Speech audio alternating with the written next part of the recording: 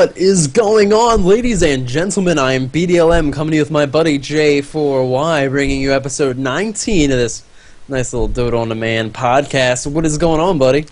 Oh, some of us have upgraded to a headset. I have joined the fellow ranks of headset owners, I guess. Is there a special club name or something? There is. Actually, when we're not on camera, we stick feathers in them, just so it's like official and crazy. So you go back to like Robin Hood times, kind of. Yeah, we cross stream swords. Wait. Stream swords. Anyway. That got a little awkward. So yeah, it was a little pricey, but it's the price you gotta pay for high quality comfort. I don't even care about the mic and head sound. No, it's just pure comfort. Oh, okay. I'm gonna wear this to sleep. I'm just gonna next to my. I don't even need a pillow anymore. This is like replacing a pillow. I am saving on pillow expenses every day. Yes. So now do you buy new pillows every day? Well, you don't wear about that fast. I tend not to. But anyway, I seem to remember this was a Dota 2 podcast. Oh, we're not talking about. This isn't pillow talk. Not yet. That was a good name. We need to trademark that for another one, but. Oh man, I think we have the title of the episode. But anyway, this is gonna be a little crazy of a cast, partially because I just got crazy wicked inspired by a game that I was watching while waiting for this scrub to fix his headset. So we are definitely gonna have to talk about that soon before my head explodes. But we're also gonna be going over Shadow Demon and other fun stuff. So anyway, this game I don't care about anything you have to say. So. Great. Beastmaster was jungling, and let me just explain that one to you. So it was China Build Beastmaster. He went the Wild Axes and then went for the Aura. He would go to... This was in the Dire jungle. He would go to one of the orange camps, either to the bottom left of the yellow camp or to the bottom right, or to the right of the yellow camp. I wish I had a map pulled up, but... Well, I think I could visualize this. Okay. Okay. So he would stand behind those creeps, throw the axes all the way to the yellow camp. Oh. And he did it the first time, I think, in time so that it would double pull the yellows when they came around to go fight him. And so he just went between the two camps doing that. Craziest thing I've ever seen. Jungle Beastmaster. Oh, Dire. Okay. Mind blown. You said Dire, which confused me, because I was thinking of Radiant. Well, as so it that turns would be out, why one that's is confusing. The polar opposite of the other. Polar. If we had a compass, you would North, see. south. Yeah. Okay. No, that makes a lot more sense because I was like, how many pole? That doesn't. I don't compute that. But no. Isn't that weird? Also, how the jungles are like so different. Like a lot of this map is like the same, except for the jungles, which are like insanely different. Which is, I guess, maybe it's because of the placement of Roshan. Like, that kind of throws off, because you can't really have too much polarity. No, symmetry. Oh Symmetry.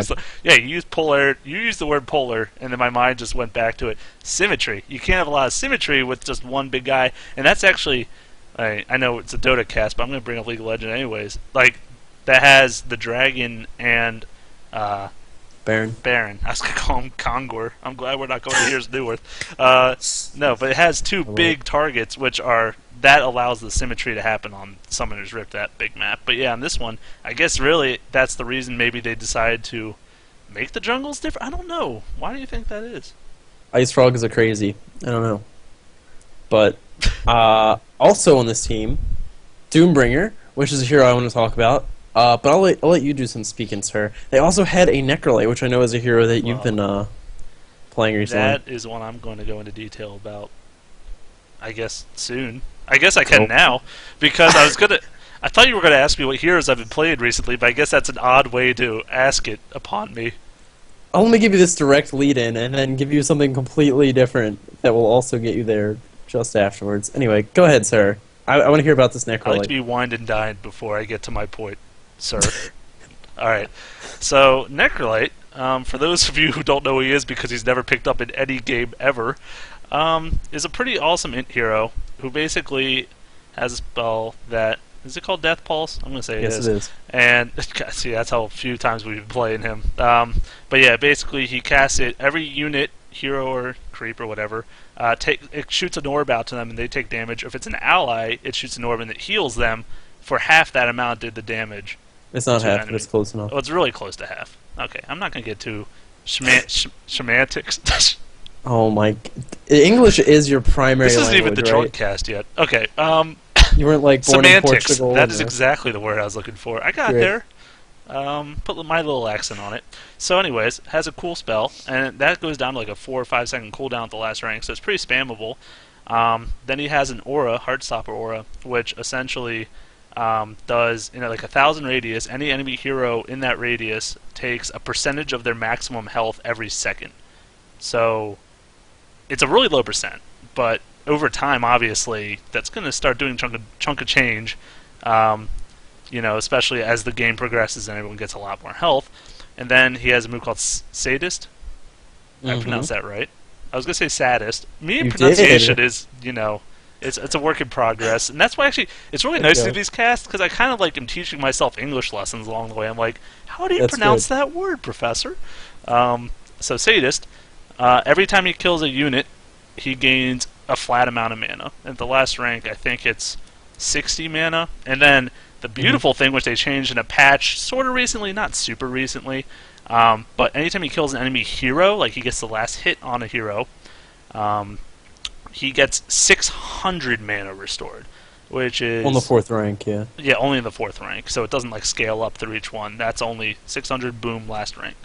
And then his ultimate, I don't remember the name off the top of my head. Reaper's Scythe. Reaper's Scythe. Basically, if you played World of Warcraft or anything, it's like Execute. So basically, the more health a hero is missing, more damage it does. Similar to Anti-Mage's ultimate with mana, but this one's with health, which is why it's so much more badass. Sorry for the cursing. Whoa. Drop some wordage. Anyways, yeah, so you've seen a lot of Anti-Mage, so I guess that's a really good way to compare it. And then you can also get an Aghavan Scepter and upgrade that ultimate, so it's even more damage per missing health, which actually I think with the Aghavan Scepter, it's 1.1 damage per 1%. Okay, it's 0.9 at rank 4 But without the scepter. It's 1.2. Oh, 1.2, there you go. Yeah, So damage per point of missing health. Yeah, so essentially, if they're at around 50% health, it will kill them. Essentially. Yeah. It also applies a stun, which is nice. It Yeah. has a little bit of a... It's a neat little animation. But it's actually cool because you can, if you Death Pulse and then ulti somebody, if you're close enough, it'll give it time for your Death Pulse to get there first and do damage, and then your Scythe comes down. So it'll give you some extra damage that way. Yeah, the stun hits first, so... Yeah, exactly. Yeah. It's a really cool animation, if you haven't seen it. I really do like how they designed that one. Yeah. So. The thing about the game, actually, is there were a lot of people watching it, actually. And some people seemed pretty convinced that it was, like, Dendi under one of his, like, just fun names or whatever. Mm-hmm. And he got first level Heartstopper aura, which I thought was really interesting. I really do like the aura for lane control, because it's not a high percentage. Rank 1 is 0.6%, but it's a constant amount of damage. I mean, Necrolight's range is 600 on his auto attacks, so if you're in range of the creeps and they're a melee hero, they're taking a % of their damage, or a % of their health, for any time they're near the creeps, basically. Right. And so, even when they come in to try and get a last hit, they're taking a percentage of their health as damage. I know you and me have been talking a lot lately. We want to try and run this in a tri-lane, and I mean, that's an amazing amount of control, especially if you're taking away a percentage of 3 heroes' health constantly in 1,000 radius, which is huge. Yeah, definitely, obviously, the more heroes around him, the more effective it's going to be.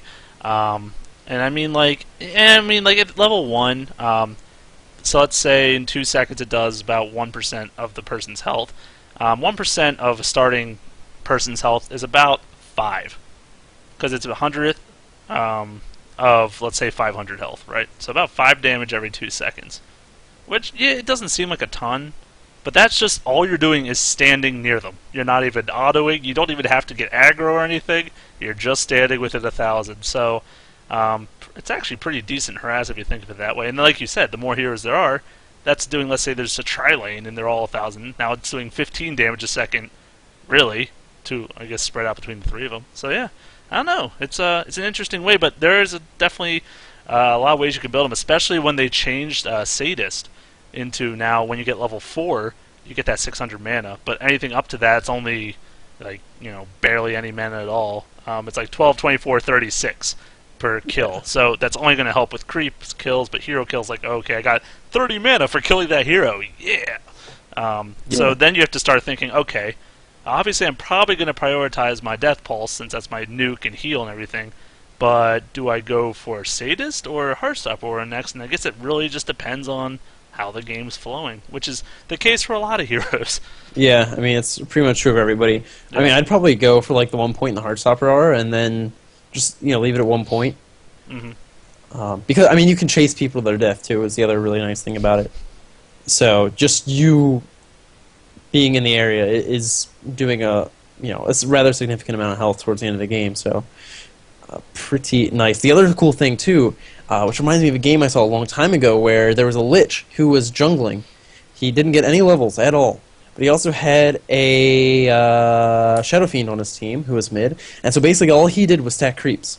And then after 15 minutes, this Shadow Fiend went in the jungle, Shadow raised all the creep camps, got like 1,000 gold, and got a couple levels off of it.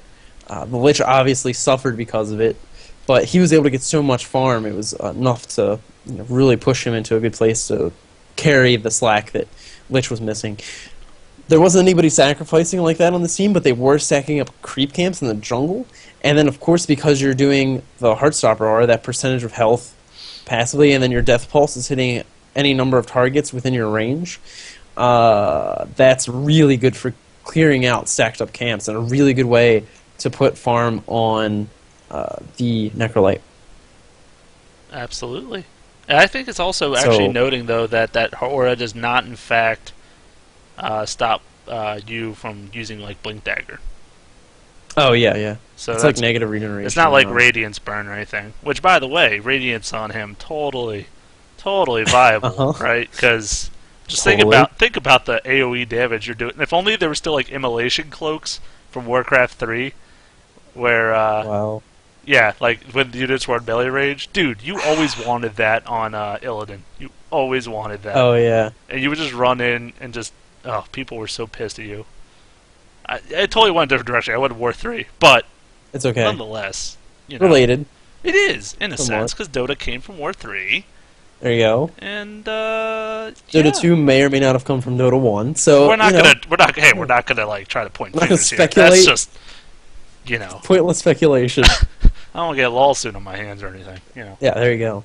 I'm going to talk about now, since you got your hero, I'm going to talk about Doombringer, because this is in part inspired by my rage, which I actually mentioned last week, with an alchemist who got bots and then radiance, and then I saw Doombringer who basically did the exact same thing, got a radiance, and when it came time to like help the team, couldn't do anything because he spent all his money on radiance.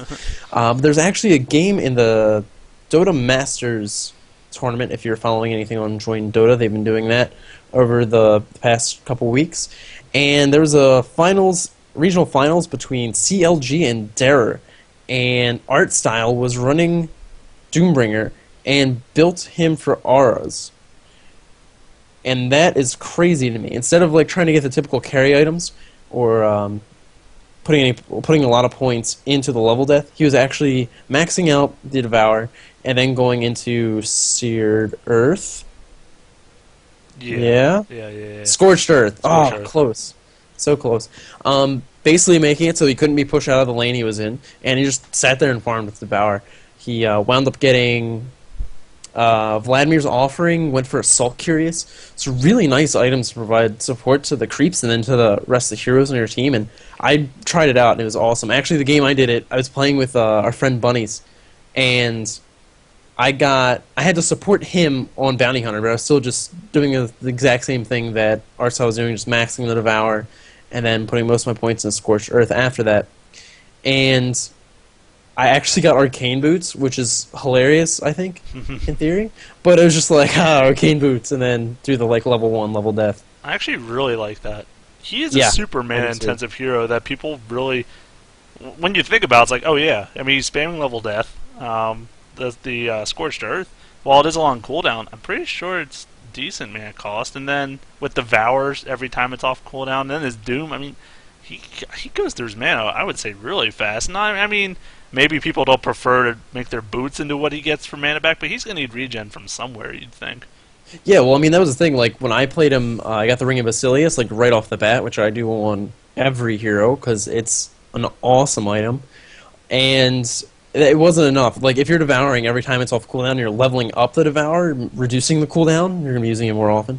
So, that was not enough to be able to keep up the devour and have Scorched Earth available and be able to throw out the level death if you want to do some harass. So, yeah, I'm not sold on the arcane And boost, use but I did Refresh think it was Orb. interesting. Well, yeah, because you got a double doom. And Double use down. Force Staff every time it's off cooldown. Yeah, well, of course. I mean, these are I just the figured everyone obvious, knew. very obvious things. Oh, yeah, did you just mention, because I wasn't listening, did you just mention, why would we listen to each other on a cast? The fact that, yeah, like since he gains the abilities of the creeps, those cost mana sometimes too.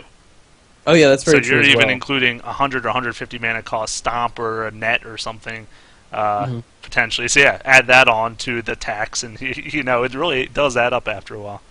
Very true. And yeah, if you're eating the good creeps, you're getting ours as well. So it was really, I really like the way he was doing it, because you're just building him into an Aurabot who's really hard to kill because he gets movement speed and health regeneration as you level up. As you activate the Scorched Earth, it gives you up to 24 health per second. I mean, he's really hard to take down, and he can keep those auras up. And there's kind of a thing where if you're like a support, you don't want to have mech and hood on yourself, but you could even do that if you really wanted to on Doombringer, because he's so hard to take down. You're not in danger of like getting bursted down so fast that you can't use both those items. Mech, no. No. I mean, no. Don't get me wrong. Interesting. I think Mech could work on potentially any hero, because it's at the end of the day, it's a heal, armor, health regen. It's like not a bad item for anyone, but it's the reason I like it. I just think it should always really be built on a support, unless I guess there's a couple exceptions like Windrunner or like a couple int heroes that get carry. The reason I don't like it on a carry, or actually, you know what? Then again, I guess I'm not taking in consideration you're saying he's an Aurabot in your case. So I guess in your case, all right. I'll give you that. But that's not the way you don't normally see him. He's not an Aurabot normally, that's all. No, definitely. It's very different from the way he's normally played. Yeah. And, I mean, I don't really have a problem with that either. It's actually funny, I was thinking about it. You think about, for the nice little League of Legends reference, the gold per 5, gold per 10 items that you would get in that, and for a while, like, almost every hero was getting at least one of these items. Mm-hmm. Devour and then the Goblin's Greed on like Alchemist is sort of a similar thing, where you're making this extra money, and instead of just using it for more self-oriented items, like I was saying, the Alchemist, you got the bots and then the Radiance, something to give him more damage, then of course the area burn to help him farm. Get the wards. I mean, now you're making all this extra money. You can put it towards these R items if you don't want to go for like something crazy team oriented. You could even go for something like drums, which is giving you more strength. It's giving you the ability to cast your spells more often. Make sure you have the mana pool to use everything you have. And he's also a hero who's not dependent upon his auto attack damage to be useful. I mean, Doom is so good that you really don't need to do anything else in Teamfight. It's like Venomancer, where it's kind of consensus like, you get your ult off on like 3, 4, 5 people, that's enough. You can die. We're okay with that, because that's a ton of damage. Being able to lock somebody out with that Doom is all you have to do. And the fact that you're now running around with Scorched Earth, dealing damage in an area, and applying all these Rs, making yourself a valuable target, but also being tanky, I mean, that's just a really interesting way to think about him. And I played it once, and not really the way I wanted to do it. I'm definitely going to be doing it again, just to see how it plays in different games, You just left a really bitter taste in my mouth. Because you Because- suggested... Can you guess? No. You suggested Doomringer get wards. Oh, yeah. That... I did that game. Like I said, I was supporting Bounty Hunter in the lane. I don't think... So- I think it's disabled. Correct me if I'm wrong. Any hero that's not considered support, I think wards are disabled for them. Because I've never seen them when I try to shop for items. I've looked, I'm like, Yeah. there's no wards in here. What am I... I It's guess weird. I can't help my team out. I tried, but... I think most heroes, or most people tend to think about that with Ring of Basilius as well. It's just not in the shop if you're not on a support hero. But no, believe it or not, it's there. And like I said, I I'd mean, have you're to dig making. deeper, I guess. Okay, can I say something like really crazy? I'm tossing around the idea. No, this is a I'm still not sold. professional-only podcast. Sorry. I want to try Hand of Midas on him. How is that Because crazy? Okay. Well, It's not crazy. because it doesn't make any sense, but it's beautiful. No, Refresh Orb is crazy, in my eyes. Double silence. I mean, how can you beat that? But no, you're devouring, so you're getting the gold faster to get the Hand of Midas, which has no mana cost. So it's not like, oh, well, now I have to pay for the Hand of Midas too. And it's going to give you more experience and more gold, depending on how you want to use it. I mean, you could just walk up to a creep camp in the jungle, eat the big creep for the aura, kill the little creep with the Hand of Midas to get more experience out of it, and really gain a level advantage if you're playing in like the safe lane. It's very interesting. You're and not I'm going definitely going to be messing to. with You're it. not going to build that though on Aura Doombringer. You could. I mean, you could, but then you're not really living up to your standard. Well, I mean, Unless but- you're fighting, I really only though he farms so well as it is. I probably wouldn't really consider that unless you're fighting Chen or Enchantress or someone that gets the big creeps. I guess, but why wouldn't you? I mean, you're just exacerbating something he's already good at. Like I'm saying, you're getting the Hand of Midas even faster. And that's one of those items where you think, like, sort of like Radiance. If you can't get it fast enough, it's not really worth getting. So you're speeding up your accelerated farm. I can see Crazy. both ways. I mean, I guess the attack speed can help you if you then eat a wolf or something that gives you Yeah. the crit. And, besides that though, Yeah, the attack speed is a little wasted. I'll give you that. yeah. And most people, when they want attack speed on him, they just build the Salt Curious. Yeah, That helps the whole team out. So, which I would do. and then I mean, that plus Hand of Midas on top of each other is just That's unnecessary roughness. No, then you have to go Mjolnir. Because why wouldn't you at that point? I mean, 0.5 second attacks, you're chain lightning everything. That would be hilarious. But you know what I'm kind of disappointed in? What? The graphic for the chain lightning is the weakest. I'm so upset with it. Yeah, it is a little. You barely can even notice if it procs. Yeah, it's like getting it's like me rubbing the carpet with my feet and then touching something and be like, oh, did that hurt? I think it did, but I can't even tell what happened. Like that's exactly what I feel like happens when you proc your. It's supposed to be like, boom! I'm summoning lightning and chaining it throughout 5 of my enemies. It's more like, oh, stack electricity. Oh, didn't mean to open that car door. Ouch! That's Yeah. I don't know. That's the disappointment I get from it. Maybe I should report it to the beta forums and see what Report they it? can remedy. You Yeah, mean it's a hit bug. speed dial 2 and then talk to Ice Frog directly? True, he is in my contacts. I do text him every day. He doesn't respond very often, or at all, I should say. And then he actually got me blocked the other day. But, I still have him in there, so it's good to... No, I don't. I hope people don't actually think I do. That would be awkward. It would. But, I'm done with my little Devour thing. There's only one other hero that I particularly wanted to talk about that isn't even in the game yet. are we still talking about heroes we've been playing, or heroes you just, I don't know. talk about? I mean, It's I my played. turn. We both played the heroes we talked Well, about. So. Okay, well, have your turn. I shall have my turn, sir. Go for it. Actually, Part I'm of the trying to cards. think which one I want to talk about because Oh, I think there there's were a 2 plethora. more.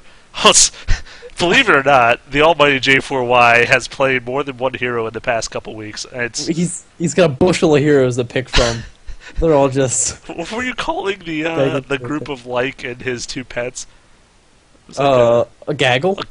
I have a gaggle of heroes to choose A from. gaggle of heroes. Um, If anybody actually would like to use the word gaggle properly, it is a group of ducks. Fun Or fact. like it Learn and his 2 something new. wolves. Yeah, well, Those you are the know, 2 definitions. I'm pretty sure you open up Webster's and it's right there. The misuse of gaggle for me is applied to Lycan and his wolves and just fleets of women. Just like when they all just huddle together and walk around and laugh at people. Gaggles of women also, in case you're curious about the inner workings of my life. You just There made go. me giggle. Giggle. Thank you. You're welcome. So I'm gonna go with Morphling, who Oh, yeah. Oh yeah, I knew the other hero, but I was talking about Morphling now. I was trying to remember the other hero I played. I'm like, God, it's been a while. It was someone. Morphling, and I think what inspired me was when we were talking about him last episode and how he's kind of been introduced to this, reintroduced, I should say, to the professional scene at least, as actually the hard carry. And I really want to give him a go. And while the particular game I played, I didn't really get to do everything I wanted, which was a little disheartening. I still, at the end of the game, was pretty dominating, and it was just a lot of fun. Like, I'm gonna say he's definitely not super easy to play by any stretch of the imagination. Play well, I should put it. Just because of the morphing, like using that at the right times, making sure you survive. I'm gonna share my little embarrassing moment that happened, unfortunately, more than once during that game because I was a little rusty. But Excellent. so Q is his wave, and then the W and E are your ability to either morph strength to agility or agility to strength. Oh, I lied. Okay. Matthew BDLM. I just gave your name away. Oh gosh, everyone's gonna stalk you because they know you're Matthew BDLM. That's your full name. So. Well, I am pretty worth stalking, so. Anywho. I'm not even going to say Always the adaptive hotkeys because you don't need strength, to know them.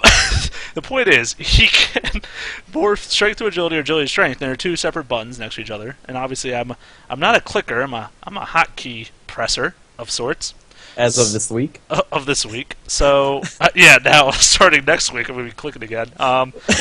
Yeah. So apparently, when I was getting ganked multiple times, I pressed the wrong one. And instead of converting my agility to strength, I converted my strength to agility. So, Can I make you feel better real quick? let me finish my story, and then I can feel all the greatness of Fine, you go ahead, being go bad, ahead. I'm sure. But yeah, so there were multiple occasions where, like I said, I was getting ganked. I think all the times I would have survived if I hadn't even tried to convert it in the first place.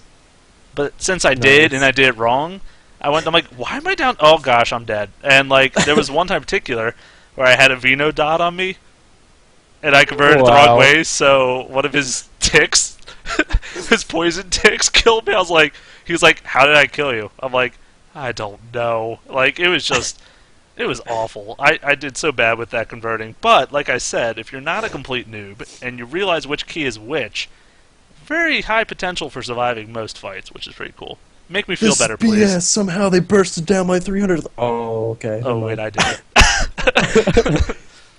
Yeah, I was watching just a random game, had some time, and somebody was playing Morphling, and they maxed Waveform, and then Adaptive Strike, and then they started putting points into stats before Morph. I understand the lazy factor because I am a very lazy person, but if you put the points into the Morph and then don't do anything with it, you're still getting more stats than if you would just put the points into stats, because you get 3 for the first level, so that's 6 potentially strength or agility if you want to just quickly press it and tap it over. But I just thought that was hysterical when someone was maxing out stats before they put a single point into Morph. Well, you understand. They really needed the intellect. The one intellect per rank of it. Breaking the Because bank, you man. don't get any from Morph. And I mean... He was short 5 mana for Waveform one time trying to go away. He's like, never again. And he put that point right into stats. Exactly. Totally reasonable. Absolutely. Or his finger slipped 10 times. That's sadly another option that I wouldn't be surprised if I pulled off a magical thing. There you go. 10, you know what? 10's a little excessive. I could see 2 per chance. But anyways, a fun hero. Definitely, I want to play him more, probably in a lineup. The thing is, the lineup I played him in, we were 4 AGI carries, and then Bane Elemental is our 5th. Nice. And we totally dominated the other team. I was like, right at the beginning, I'm like, are you serious? Like, everyone just troll picking me all day. I'm like, I pick Morphling first on my team, and everyone else picks AGI right after that. But, we somehow, I guess, I think it was Anti-Mage solo top against 2 people, and he won his lane. And, it just was... I guess that happens in public games from occasion. But, from time to time. So that's my little Morphling tidbit. What were you going to go on about, blabber mouth about? Well, Waveform is really cool. I'm still stuck on this Morphling, man. Adaptive Strike is pretty meh. But Waveform is really awesome. It's like enjoying Dota, Toby always says he has like 4 escapes because he has the replicate, so he can swap position with his illusion and get out of a fight. He has a morph strength, so he can just turn that on and be gaining a bajillion health to try and get out. The adaptive strike will knock somebody away a little bit and do the little stun. And then you have Waveform, which is just, pedal to the metal, GTFO, and do magic damage in a line. So, dude, he's a really cool hero. And then if you get that Ethereal Blade, ton of burst damage for an agility carry. there were times in Dota 1 when Adaptive Strike was actually a little different. How it worked, it had the thing where if you had more strength than agility, if strength was your highest attribute, it would do the long stun but low damage. Agility is similar now, how it's low mini stun but with high damage. And then there was one for intellect, which I think it was based on how much intellect you had, and it did like maybe AoE or something. But it was the strangest thing. So I was like, who's building Morphling intellect? And you know what? Of course I tried it once or twice, and it doesn't actually work out as well as you want it to. But it was still a cool concept. I understand why they took it out, but maybe it made people troll around too much. But it was interesting because people sometimes actually built him like super tank strength.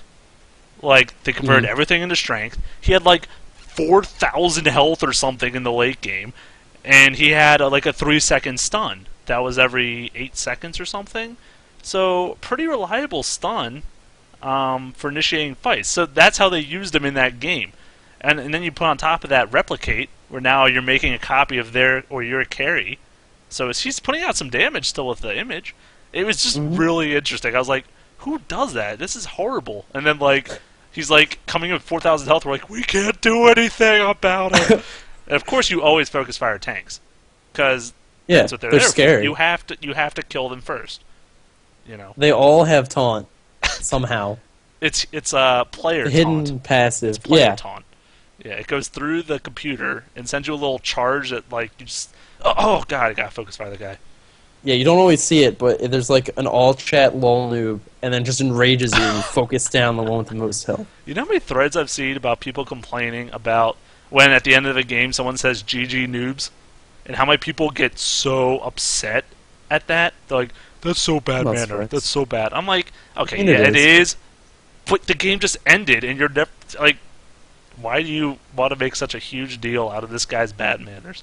Yeah, I mean, it's always that always just tells you that the person on the other side saying the GG noob, they're about to go to their minimum wage job, right after that game. They just need something to, just put the kick in their step.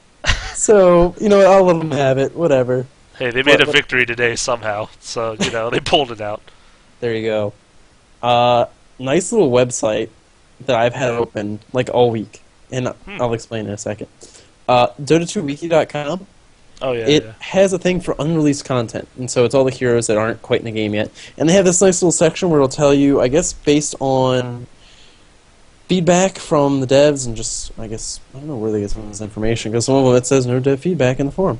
But anyway, so they post a lot of the art that they find for heroes that aren't released yet, and so it gets updated, and they give you a basic idea about how close heroes are to being released, or how close they're to completion, I guess is the way to say it, because some of these heroes, according to this, have been ready to go for a while, and they're still not quite there. But so every once in a while, I'll check this out just to see if there's any new art or anything. For instance, they have the Ogre Magi portrait up, and the portrait that I'm so excited to see is Treant Protector. He's up finally, and he looks like a boss. And the little thing for living armor, the skill icon, is awesome looking. It has me so excited now. And he's going to be the last hero they add, and it's just to taunt me, but I've legit had 8 tabs in Opera open. And then I'll close one out, and then the next one behind it will be Dota 2 Wiki, and it's open in Treant Protector.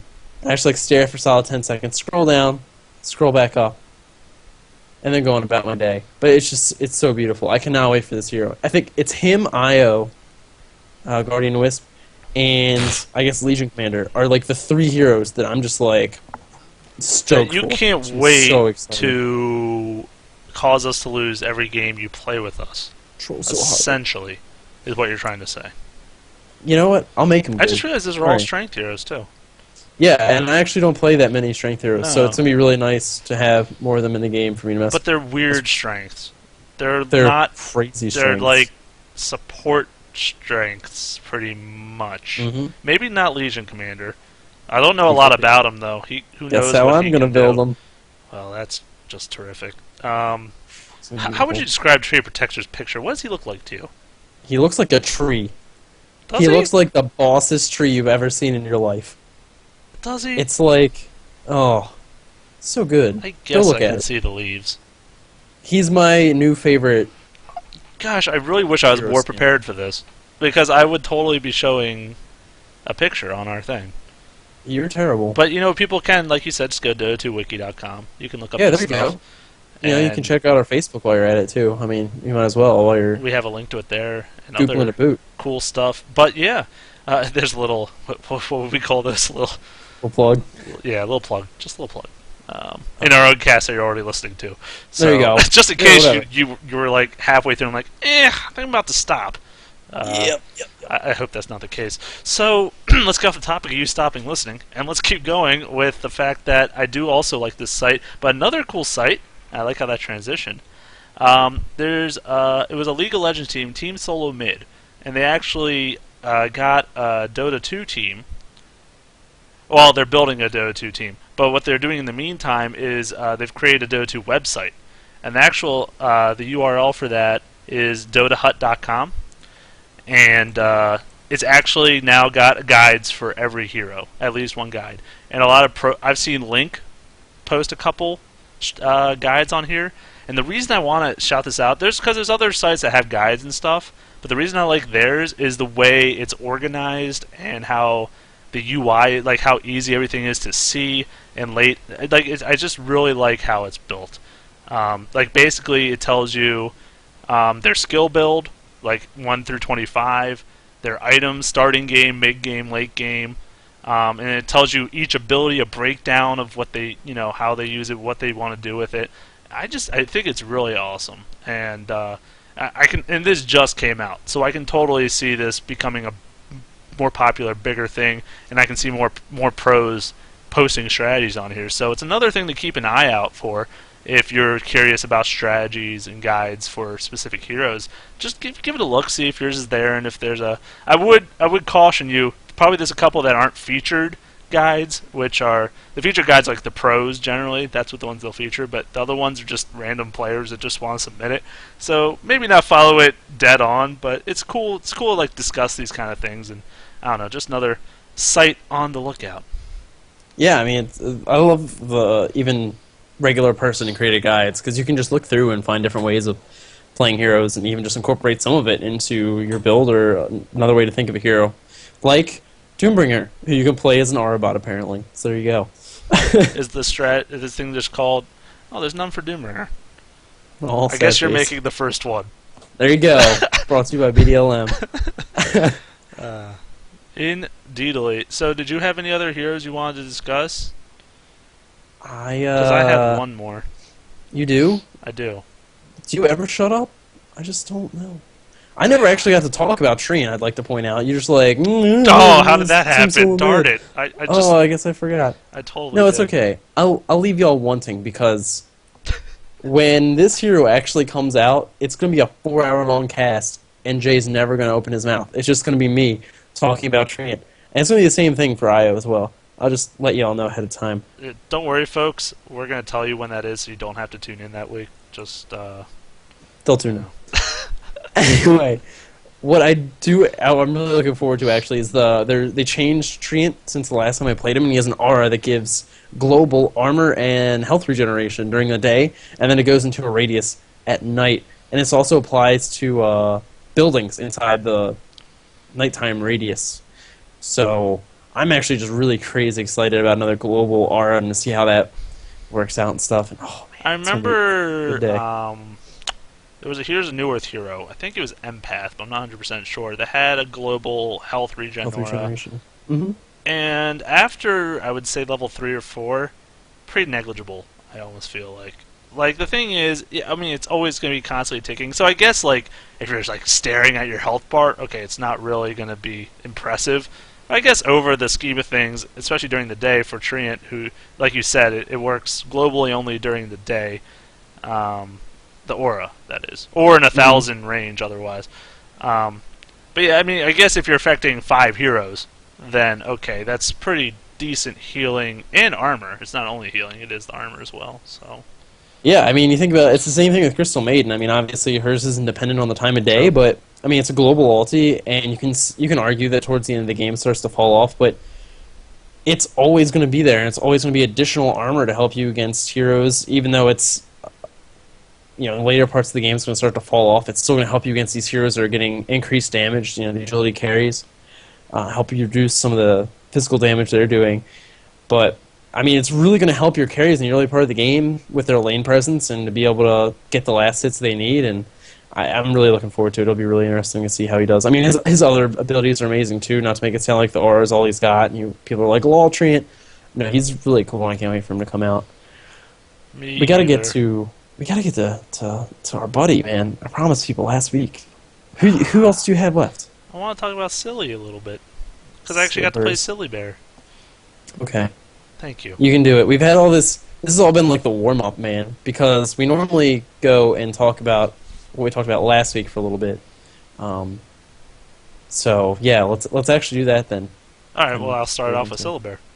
So we talked a lot about him and Lycanthrope, obviously, and I got to play Syllabear in a 5v5. So it was with 4 of my friends, and so it was not competitive, but sort of competitive, I guess, in a way, because you figure you're playing another team of people. Either that or we just really are awful. But either way, that shows how our teamwork is. But regardless, I got to play him as a jungler, which is the way I wanted to play him and how I described I liked him. Although, like I said, he is also definitely a strong laner, so don't exclude him for that. Actually, honestly, after playing, I kind of almost would prefer and want to try him in the lane, and I'll explain why. The other team countered me hard, is the way I want to throw it out there.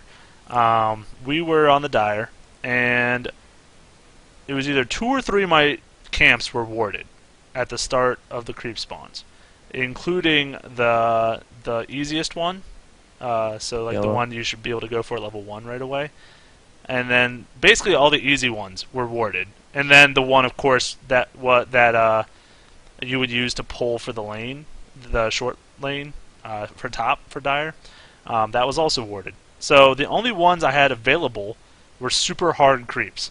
And I'm level 1 with a bear. And I mean, it took everything I had to kill like one or two of the smaller minions. Obviously there's no way I was going to take the big minion. It would take like a health pot and some change just to kill one mob, and then by that time you already lost gold on your investment.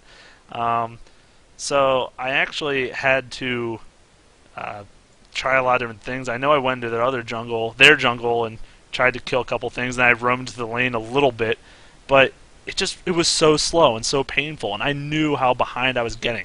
And then on top of that, the other team picked Lycanthrope, and we only countered the one spawn for the lane, and I think that was it. So he had access to everything else, and I would say Lycanthrope's a faster jungler anyways, because his wolves gain damage, attack speed, and everything as he scales up, and he's got 2 of them. And my Syllabear, he's more of a tank. Like, he does some decent damage, but he's more of a tank, honestly. So, yeah, I just really fell behind, and I had to try to catch up the rest of the game with my farming, and I didn't get to participate in a lot of pushes or anything, and we really just got shut out late game by that Lycanthrope, because he is such a crazy force to deal with late game, and Syllabear can, especially if you're behind, but even if you're the same, he'll probably still beat Syllabear one-on-one anyways with a BKB, so I don't know. It was kind of disheartening, though. Yeah, I think it only takes one game against a good Lycanthrope to understand why he's actually been banned in every single game I've seen professionally since he's come out into Captain's mode. Yeah. He gets really strong, especially if he gets that BKB, like you're saying, because then he can't be slowed, and then he can't be stunned as well. Mm-hmm. Unless you're going to pick up Beastmaster, which I think is a fantastic hero to counter. Actually, it seems like Strength heroes are actually the best way to go to try and stop Lycanthrope. I don't think they need to plug how good he is or give you any additional reason than we gave you last week, but picking up Shaker to try and use the fissure to quasi slow him, give him something to go around, I think is one of the ways you can deal with it. And of course Beastmaster ulti is a fantastic way to deal with any of these heroes that can kind of just run around out of control once they get the BKB. Somebody was actually nice enough to point out something in the comments of our YouTube video, and we thank you, good sir, that we suck and thought that you'd be able to run the Baron and then like hand him Midas and return him out, but if he takes hero damage within a certain amount of time, he cannot be recalled. So, knowledge is power. Thank you for pointing us out. We would love to be right all of the time. Unfortunately, it does not happen all of the time. So the more I was thinking about it, because I was telling you I was having issues recalling my Baron in the first place. Like, I was trying to use the hotkey, and it wouldn't work. And I was like, what is going on? And I'm pretty sure it was just something that was a bug. But the more I think about it, there's potential that it was taking hero damage and it just wasn't working. Potential. I don't think I was that noob. I don't think I was. I think, honestly, the hotkey was broken, and I have to report it because that's a huge bug that just...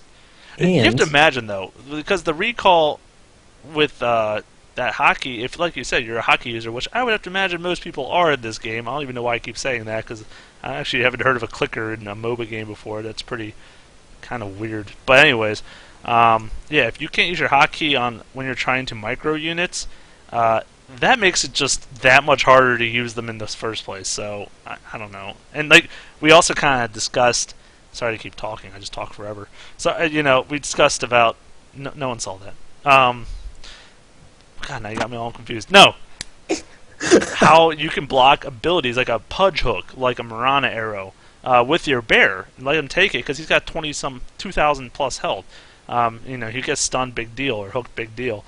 But when you can't use that recall to like pull him in front of you right before that spell gets off or something, you got some issues. And I think things like that kind of happen to me. So I don't know if you notice similar things like that. Definitely go ahead and report as a bug. Because hopefully I'm not the only one. Because I would like to be right in this at the end of the day instead of a noob. I would like to think that. But yeah. Okay. Okay, so that's my little 2 cents about silly. Alright, well last week we skipped Shadow Demon because we wanted to talk about these two heroes that were pretty similar. So we're actually going to be able to get to him tonight after all these shenanigans. He is an intelligence hero that's commonly kind of a mid or a support. He's a hero that I think is really cool. We've been waiting for him for a while. He was sort of the all-powerful counter to Anti-Mage. Even though the first game I saw him in where he was against Anti-Mage, he lost, unfortunately. Yeah, it's a really cool hero. I mean, what do you think about him?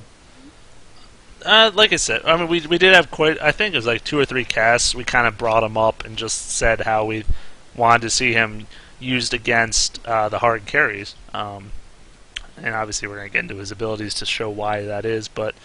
I was definitely happy to see him because finally, a lot of heroes they were releasing before that were heroes that you typically did not see used, with the exception of like Invoker, probably. Like other heroes are really just out there, like Ursa Warrior and I don't know, Bat Rider and all these heroes that have potential to be in the game. Don't get me wrong, but they're not getting picked up right now. So it was really cool to see him finally put one out there. Everyone's like, oh, Shadow Demon, yeah. So, yeah. Yeah, he's a hero that I think is really particularly powerful because he's so much based off of percentages. If we look at his Q ability, Disruption, it banishes a target unit, removing it from play. Then when they return, they're banished for 2.5 seconds in all ranks, by the way. When they return, it summons 2 illusions that deal a percentage of their damage, 30, 40, 50, and then 60%, respectively. And it lasts for 5, 6, 7, and 8 seconds. So, against carries, this is obviously really nice because at rank 4, your 2 images are dealing a total of more damage than that hero does itself.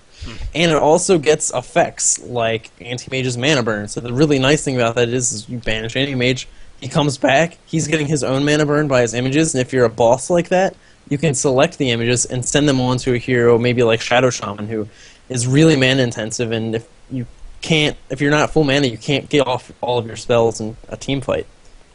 The other cool thing about Disruption is he can use every other spell he has, with the exception of...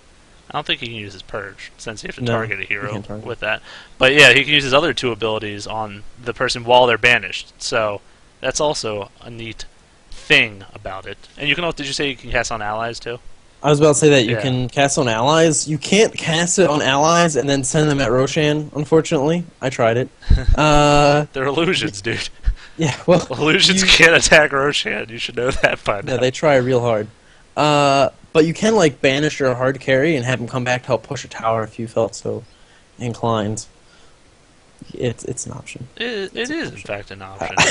That is one of the things that can happen. They do So take you a wanna- lot of damage, though, 150%, so It's very true. kind of squishy. But that's not their purpose. I mean, and they only last for like 5 to 8 seconds, so it's not like they're going to be tanking anything for you, really. They're just there to do that nice little extra damage on top. Like a little Very true. cherry on top, if you will. There you go. I'm hungry for a Sunday. So, next ability, we're going to call it Soul Catcher, so is the game. Basically, Eridar, we're not that creative here at Toad Ultimate.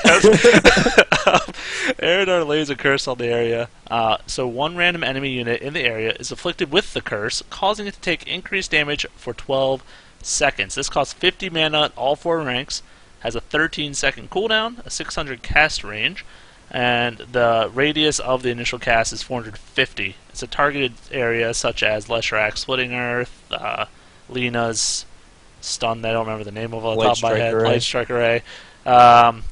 And so, yeah, at the first rank it does 20% damage amplification, and then at the last rank, 50%. And like I said, you can cast this while they're banished in that area, and if he's the only hero in that area, then it will automatically apply to them. So when they come out of it, they take that extra damage. Yeah, So- the thing I really like about it too is this kind of also takes away from just needing to pick up a carry yourself, because you can make heroes that maybe don't do a ton of attack damage do 50% more damage to a target, which is really nice. And of course, this is able to help you take out high priority targets as well. I actually built Dagon on him once, which was hilarious, because you banish somebody, soul catcher them, and then use the Dagon. It does the 50% extra damage. Hysterical. And it says actually the damage is pure. So there you go. So that 50% is going to literally be 50%. It's not going to be affected by anything. So, pretty neat stuff. Yeah, definitely really useful. And like you said, yeah, not only does it obviously help all your team do more damage with whatever abilities or attacks they have, but then also when they come, like the most common I would say the most common way is to cast Disruption first and then cast on them, since it's the easiest way to pick off one person and guarantee you're going to land it on them without them like running around or anything.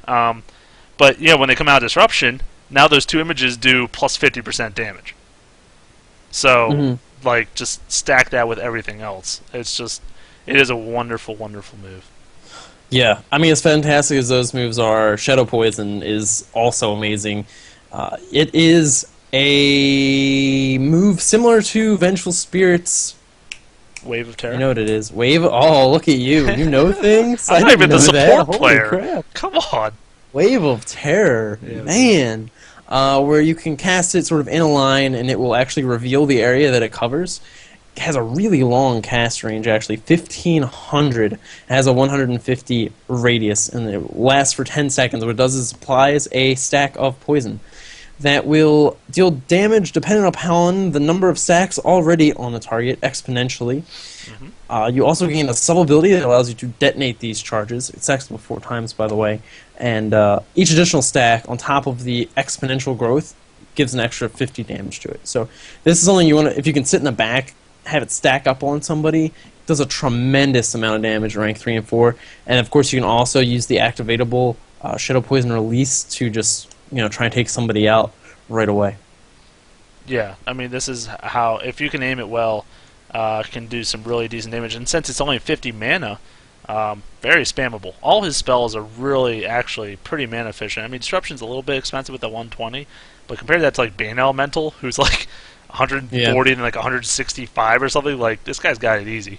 So, and especially if you get, like, Arcane Boots or a bottle, he's good to go for any team fight. I don't know if you mentioned it, but I really need to listen to you when you say these things. It also grants vision in the wave you did shoot. say that. Well, I'm glad to reinforce. Well, we don't want to miss something like that because that's really important. So I want to harp on that of how awesome that is. It's similar to it's like to Wave of Terror, how that also gives a vision. Except this one's a lot more spammable, obviously, because it's a 3-second cooldown. So for 50 mana, you can get vision up hills. for rune if you're that far away. I mean, there's so many different uses. And then, of course, the damage, which is super high if you can stack it. And this also, like we said, can be cast on people that are disrupted, so it's a free stack on someone. Pretty awesome as well. And then, yeah, you can detonate any time. So most of the time you're not going to manually detonate it because you're going to try to stack it some more. But in case maybe they're going to heal or something, you want to quickly get it off. Who knows? It's good for last-hitting creeps, too. You get 2 or 3 That's stacks also on them. It's enough damage to be able to get some last hits there, which, of course, are always nice to get on supports whenever you get the chance to farm a lane He's by not yourself. necessarily a support, though. As we saw Very in true. a pro game, we saw him played middle, actually. Yep. So obviously he has diverse uses. The Shadow Poison's really good for lane control. I mean, if you can hit all of these poison stacks, you're going to be able to force people out of the lane. And it's, it's only 50 mana, but when you're using it multiple times to apply those stacks, you're going to be able to run yourself out of mana pretty quick. But if you're hitting them all, probably by the time you're out of mana, they have to leave the lane or figure out something to do, start burning consumables themselves in order to stay there. So he's really good in that respect. I mean, all 3 of these abilities, I think you can really skill build a lot of different ways because all these abilities are so strong on their own that you have a lot of different options and ways to go. Definitely. And then finally the ultimate, which is pretty swell as well. That was a weird way to say it. Demonic Purge. So, for those familiar with Warcraft or other games such as that, Purge obviously is a pretty common term, but so you kind of get a gist for it right off the name. But what he does, he casts a powerful demonic purge on target enemy, removing all positive buffs. The purge target slowly regains its movement speed over 5 seconds, and at the end of the purge, the target takes damage. So this is 200 mana cost. Actually, I don't think any of his spells, they remain the same cost throughout the whole game, which is pretty cool. Yep. So 200 at each rank, 50-second cooldown at each rank, so really short cooldown for an ultimate. 800 cast range, pretty far, and then 5-second duration, like I said. Actually, I did say it, yes. And at the rank 1, does 200 damage, and then does 400 damage. And I guess it says the recovery rate changes per rank, so it's a fast recovery rank at the first rank, then the last one's a slow recovery rate. So obviously, level 3, it's going to do a big chunk of damage, and also keep them very slowed, and remove any buffs, which includes Omni Knight's line. Guardian Angel, Repel. Repel is the one I was looking for, but yeah, I guess Guardian Angel. Both, if he's got both on. But does that even make sense? No, because if he's Magic Immune, he can't get Guardian Angel then, right? Does that work? No, you can. How's that work, Pretty sure. though? It's an ultimate. I guess. Ultimate does as it pleases. What do we... Right, really? I don't Did you play really Omni. say that? Okay. Maybe. I don't play Omni Knight that often, so I could be wrong there, No, but I think I'm pretty you're right. sure you can. I don't know Yeah, why. I generally I am. just don't... Oh, okay. The really cool thing to note about this is a 50-second cooldown on this up to 400 damage ultimate that removes positive effects. I mean, it's a really crazy good ultimate to have. The interesting thing about Shadow Demon 2 is a lot of, his just overall theme is a delay. The disruption takes them out for a certain amount of time, and then after that they come back and you're doing damage to them. The Soul Catcher, I guess, really isn't about delay. But the Shadow Poison relies on the stacks, and so does the Purge requires time to do its damage. One of the things when we saw him played solo mid, and something you might want to try if you can get that kind of farm as a support, is the Force Staff, because it's really important that you stay alive. It's not, as we mentioned earlier, like with Veenomancer, if you get the ult off, that's good. That you did enough. That's Right. great. You actually need him to stay alive in the back, casting the Shadow Poison stacks.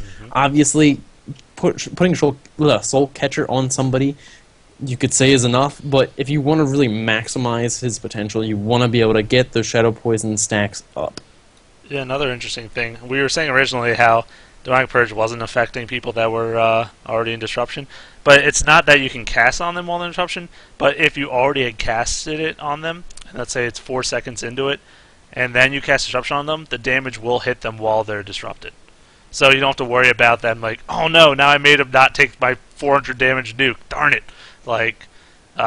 That's really cool, actually, I think, that they include in there, because at the end of it, like we said, they're already recovering most of their speed, so they're pretty much back to normal towards the end of it. So if you want to kind of hold them in place after that, boop, Disruption, put on the if the Soul Catcher's not already on there, throw that on, and then boom, plus 50% damage to his awesome, whatever how much it is at that rank. So Yeah, I mean he's an awesome babysitter and he's awesome damage dealer as well. I mean he's all around just a really good hero. I really like having him on a team with Crystal Maiden as well, because while most of his moves are pretty cheap because your Shadow Poison is spammable, it's really nice having that Crystal Maiden aura to help you out there, and of course Ring of Basilius. I honestly think heroes that have the low cost spammable moves benefit the most from CM. To be honest, because heroes like Tidehunter, like Vengeful, who use their one big spell that costs at least half their mana pool, now they usually are holding on to it. You know, they're waiting for that and right time to initiate whatever. So they're actually a lot of times sitting at full mana doing nothing. Whereas this guy who's spamming is able to spam, like I said, and he's able to keep casting these spells, and he's gaining, I think, the most out of the aura. So honestly, yeah, I mean, I think he's a perfect candidate to be on a CM team. Yeah, I mean, Venomancer wards come to mind. Clockwork Rockets, oh, they're so awesome to have. Poor with guy, CM. he has fallen off the face of the competitive scene. Yeah, not surprising, because he doesn't do anything in a pushing beta. Well, he can disrupt. Doesn't do as much. He can disrupt, but he can put his cogs in not front as of the good as tower and Ellery. hope that creeps get confused. They're like, where do I go? Well, I mean, the Rocket is good for pushing, but yeah, there's better options right now, Yeah, I think, exactly. unfortunately. I mean, he could also be like... I mean, Batrider actually saw come back. Interesting enough, Complexity, the home team. It's like for them. The Go Complexity. Americanos. bias. Ran a No bias. 5... No, never. They ran a 5-int team, and it was beautiful, and they won, and I loved it. And they actually ran Batrider, who we don't see too often. So, I mean, he could be brought back, and he shouldn't be just as powerful as he Sure. always was. But, yeah, just right now, not really on anybody's mind, unfortunately. But, yeah, I really do like him mid. I like him as a support. I mean, that's the other thing, too, when we're comparing him to other supports. Like, Vengeful Spirit's really good because she can really help gank. She can really do a large amount of burst damage and give the carry in the lane bonus damage, make it easier from the last hit, but she can't really babysit very well because of her range so short.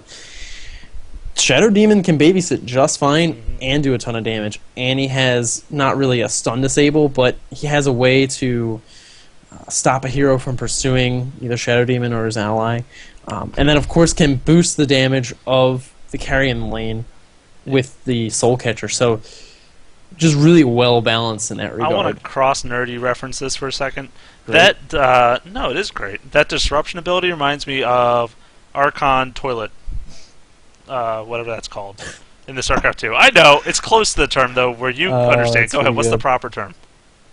No, that's it. Oh, is it Archon Toilet? Yeah. Yes! I'm pretty sure that's what people I are don't even calling watch it. enough StarCraft.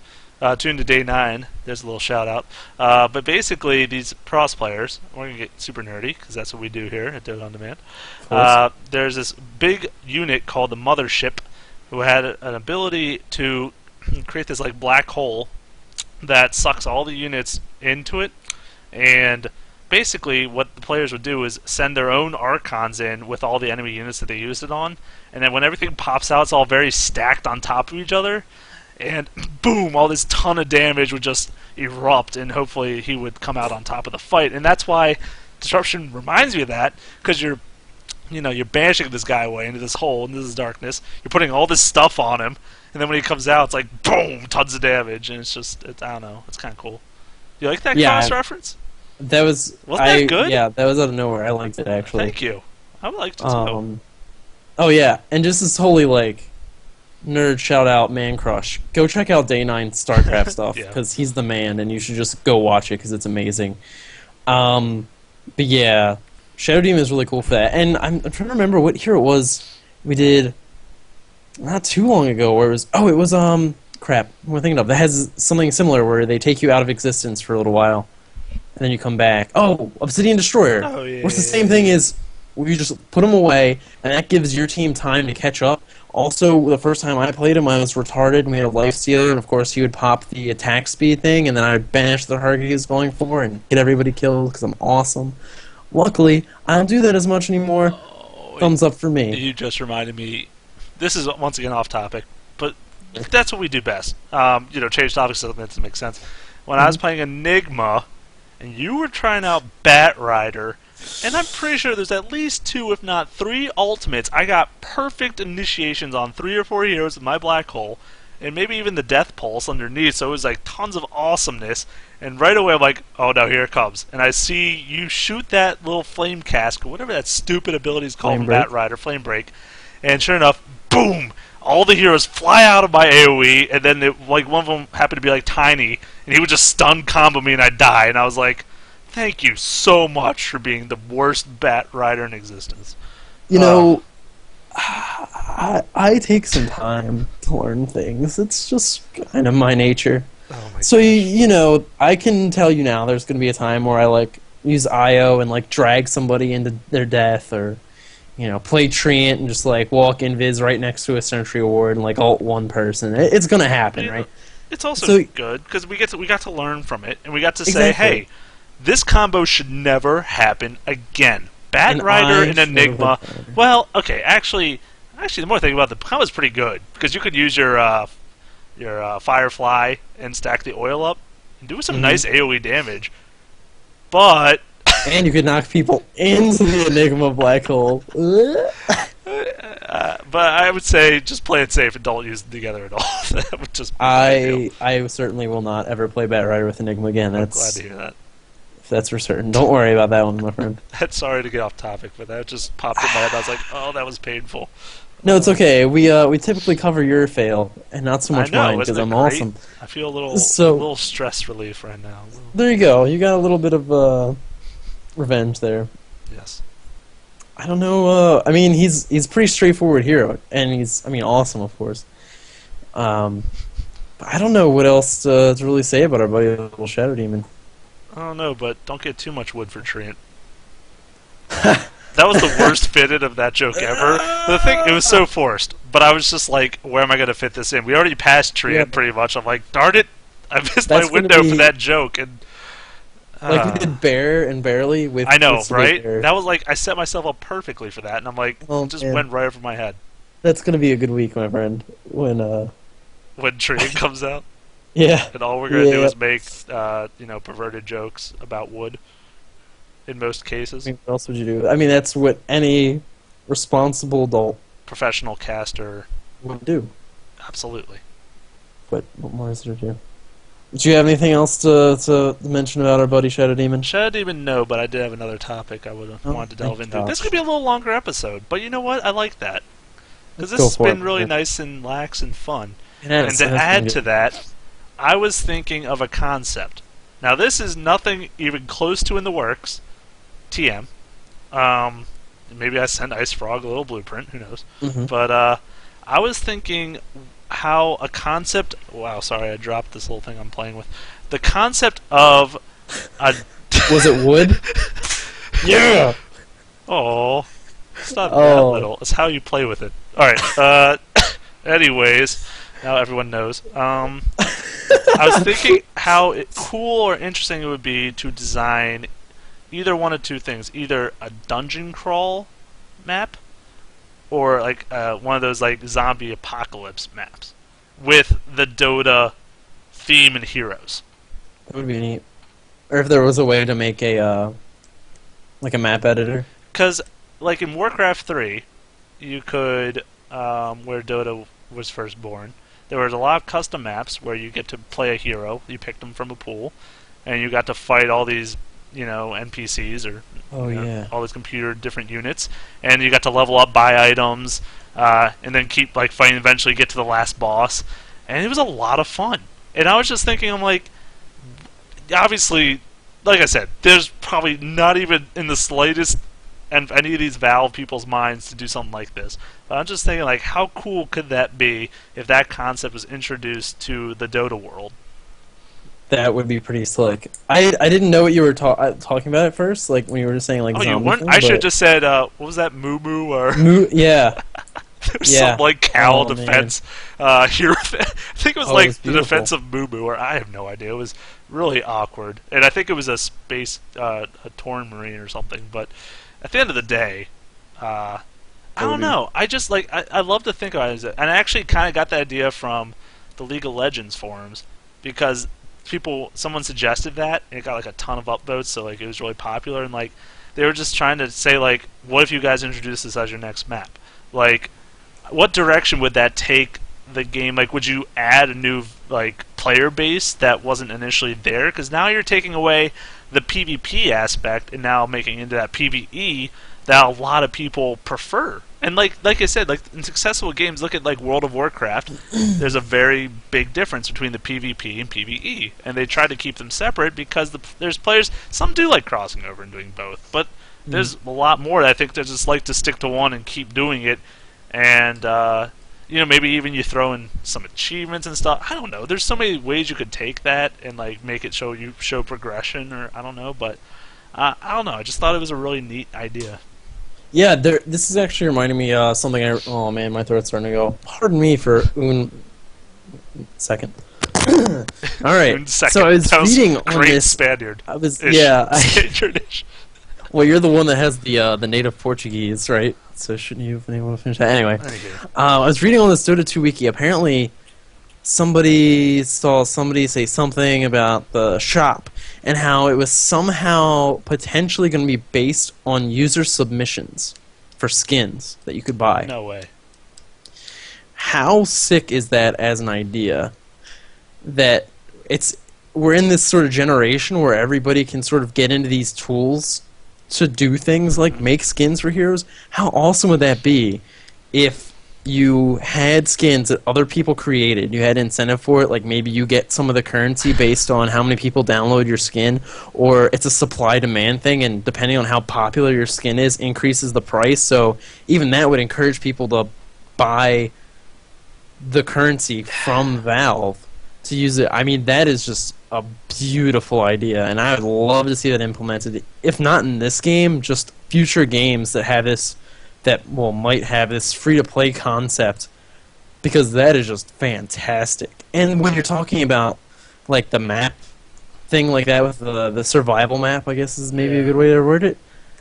If you had the kind of editor tools in the game to even do something like that, that would just be cool too, because you could even find some way of making it profitable for your company to incorporate those tools and have people create things like that. That brings up an interesting point, because StarCraft 2 totally took it that direction.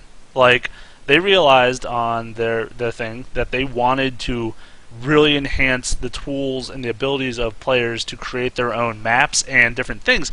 And like when they were first showing it off, like it was just like my jaw was to the floor. Like how detailed you could make things, how you could go from a game like StarCraft to a first-person shooter with a ghost unit, and like things like that. How insane! And they even said they wanted to even give incentive by like saying, if yours is really successful to a point, we'll even give you some compensation or something for it, like to really get people to test their minds and go that extra mile.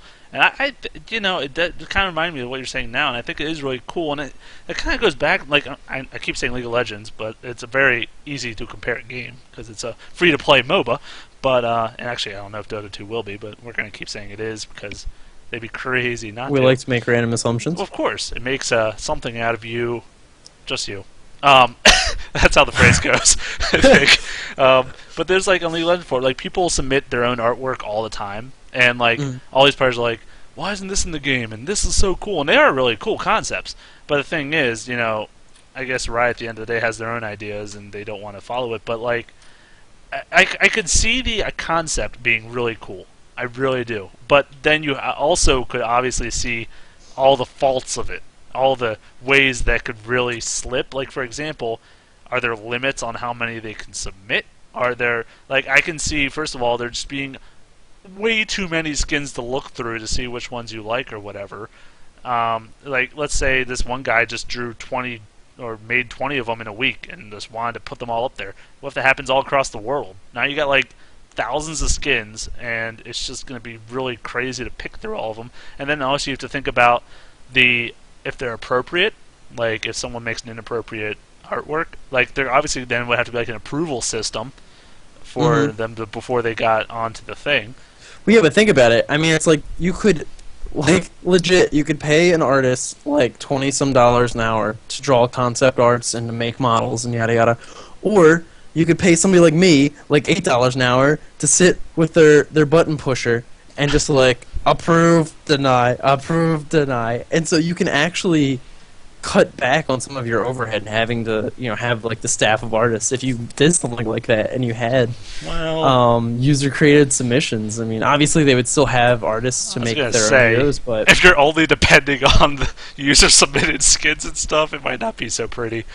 Yeah, but I mean, no, it's a cool idea. I mean, you think about it too. I mean, the whole Dota thing, it's because of a user created map, right? And just got so popular that now we're having these $2 million almost tournaments, international tournaments worldwide, playing this user-created custom game, and that's crazy. There's no question that esports is taken off beyond. Actually, I think it was said somewhere in Korea, which is obviously known as like that's their like the Mecca. Like esports are their like national sport. I think it's some video games or something. I just made that up, and I don't mean offense to any Koreans out there. Sorry. Anyways, for all our Korean viewers right now, they're gonna look back on this episode and be like, "Jerk." I was gonna try to say like some Dragon Ball Z phrase. I'm gonna stop. Okay, no more of that direction. Let me go back to what I was saying. Please League do. of Legends passed StarCraft in their most played game in Korea. That's weird. Isn't that insane?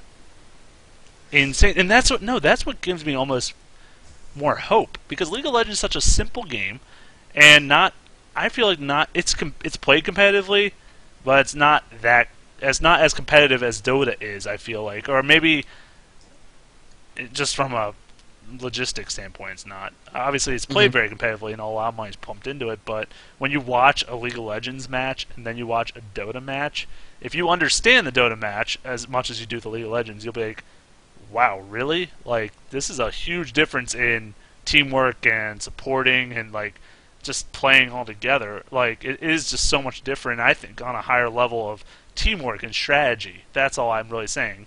Because obviously, a lot of people maybe don't watch League of Legends or know much about League of Legends, but basically, the lanes are already preset before the game even starts.